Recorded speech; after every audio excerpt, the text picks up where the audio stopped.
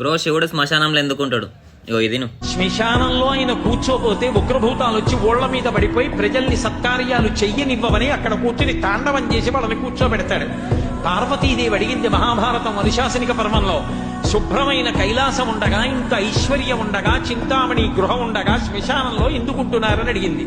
అడిగితే ఆయన చెప్పాడు, పార్వతి బతికున్న నాళ్ళు అన్ని చోట్లకి వెడతారు, ఏమీ తోచట్లేదు, శ్మశానానికి వెళ్ళొద్దామని ఎవరు రారు పార్వతి.